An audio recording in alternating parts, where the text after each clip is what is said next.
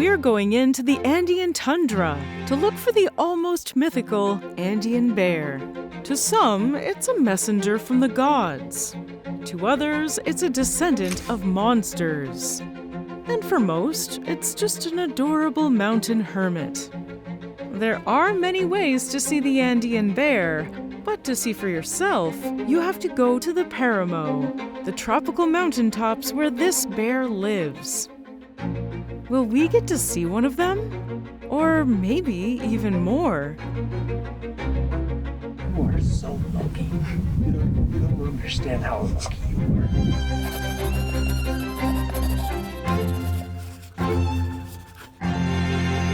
Hi, I'm Danielle Dufault, and you're watching Animalogic. Today we're heading into the top of the Andean mountain to look for the last remaining bear species in South America, the spectacled bear.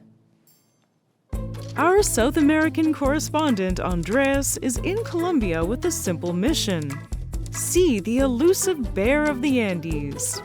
From the capital of Bogota, it's a 5-hour drive up the hills, past the tree line, and into the paramo, a tropical mountain tundra home to unique wildlife not seen anywhere else in the world.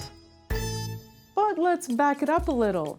What is an Andean bear, and why are we so excited to see it?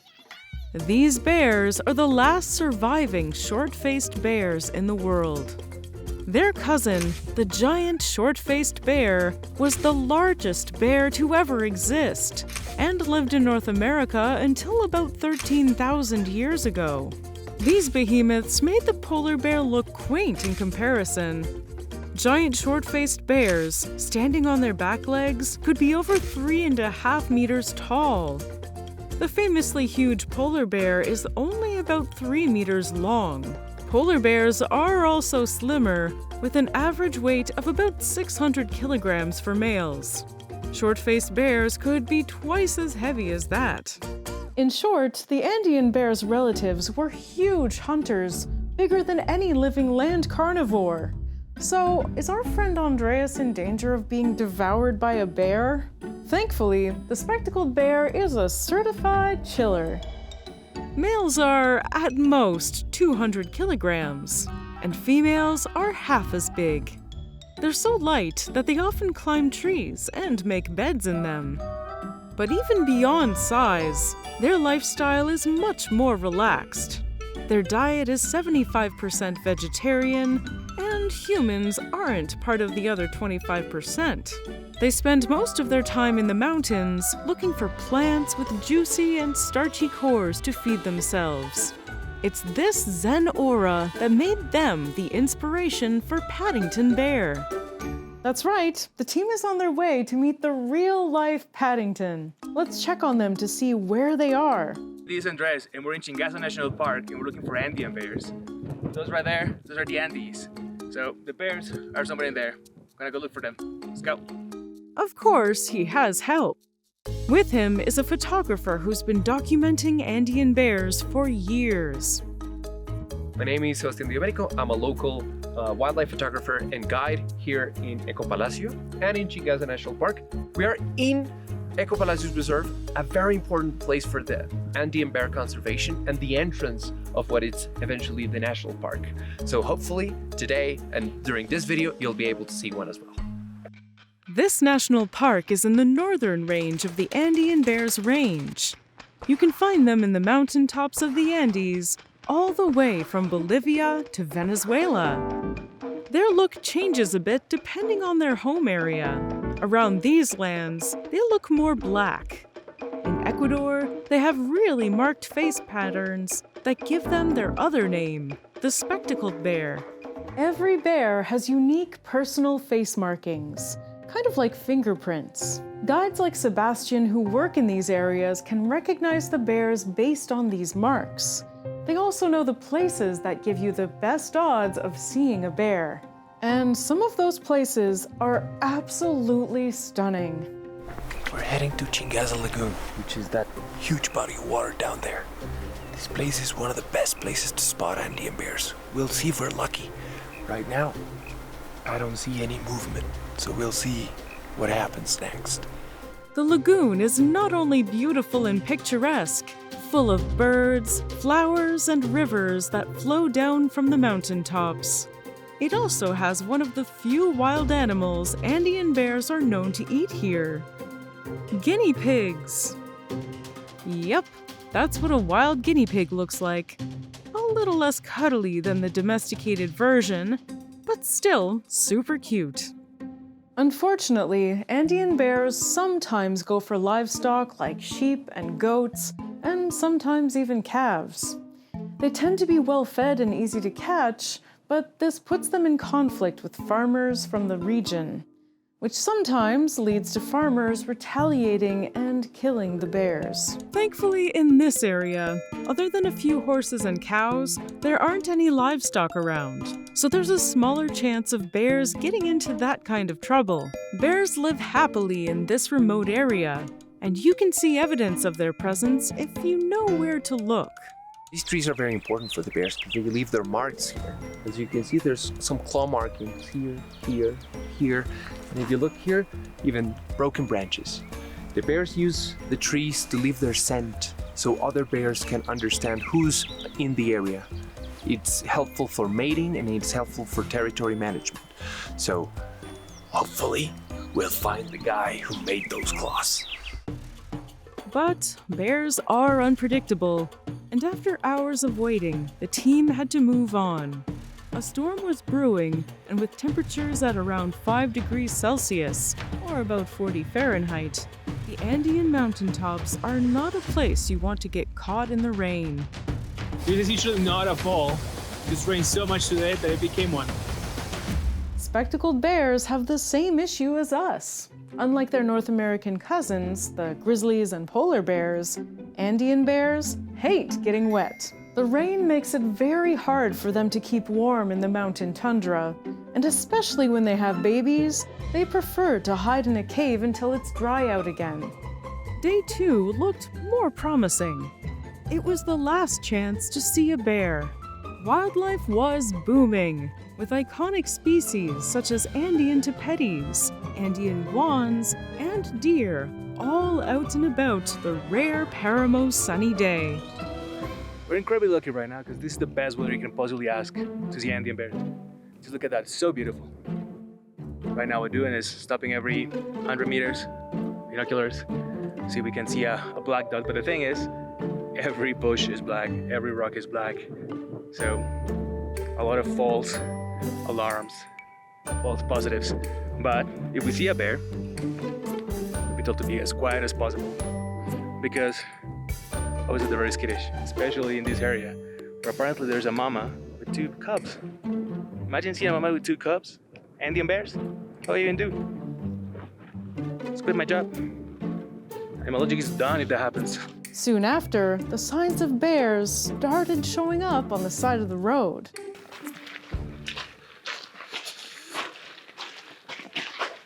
That was from either today or yesterday.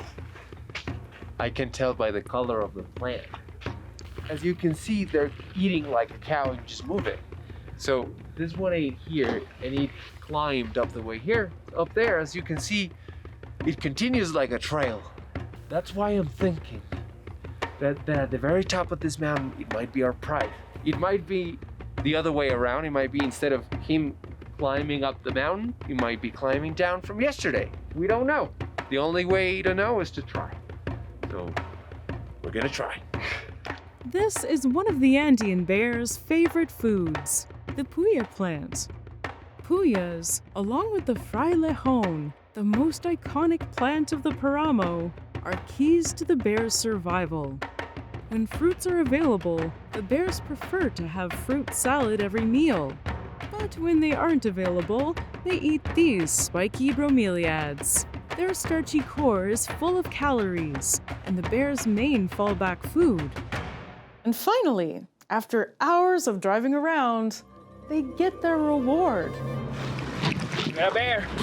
We got a bear! We got a bear! An Andean bear, a female happily munching on frailejonas and puyas. This is the legend of the Andes, an animal with so much aura that in some native cultures it was considered a messenger from the gods. And just when it seemed like things couldn't get any better... Míralo, ve al bebé. Sí. ¿Sí tienen los cachorros? Sí, míralo, están ahí. Mira, mira, mira, mira, mira, mira. And not only did we get to see the babies, we were there on time for dinner time.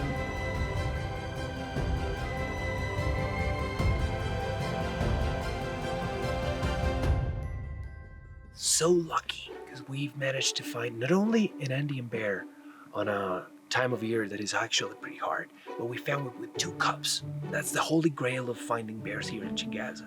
Andean bears only have cubs every 2 to 3 years. So to see them at a time when they were still tiny, but also old enough to follow their mama, was incredibly great timing. I don't think you can get any better than this. A mama and 2 babies, they're breastfeeding, playing, and they're right up right there. You are so lucky. You don't understand how lucky you are. You saw the Holy Grail after 1 hour of looking for it. If we're really, really, really lucky, she might start to head down to her own territory and she might walk in front of us with the cubs. If that happens in a field of frailejones, it would be the best gift we could ever have in the park. And the bears didn't disappoint. They gave us the gift of walking around in a field of frailejones. We also got very adorable play fighting and a very unique behavior. A cub licking its mama's mouth. That's Andean Bear for, please feed me more. But the mom had other ideas. Let them be independent and search for their own food. I wouldn't have been able to say no to a cub. But hey, I can also see how she'd want some alone time. Actually, I can't. Those cubs are too cute. The bears stayed with us for over an hour, peacefully eating, playing, and looking around when cars went by. Let's just marvel at this magnificent animal for a few moments.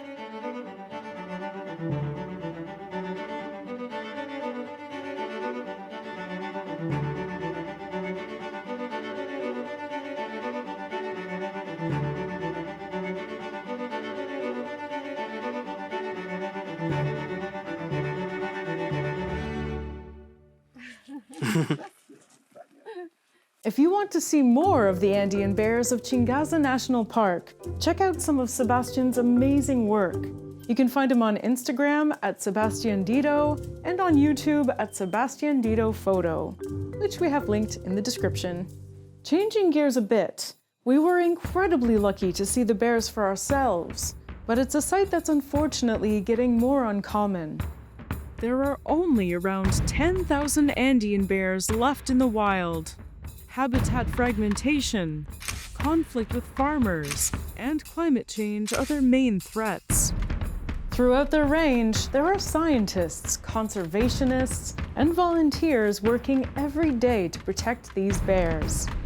One of these organizations is Fundación Andino, which supports scientific research, provides community education, and even rescues bears from urban areas and reintroduces them in safe areas.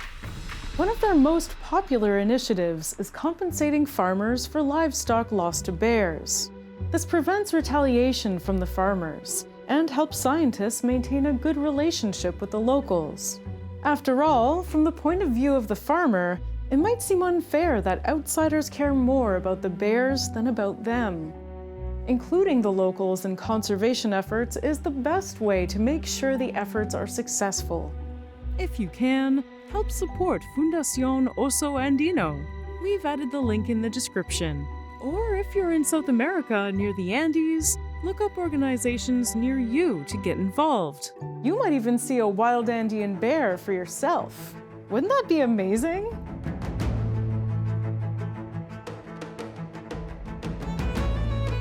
So there you have it. Our trip into the heart of the Andes comes to an end. But we're more in love with Andean bears than ever before, and can't wait to go back. Next time, I'll be there too.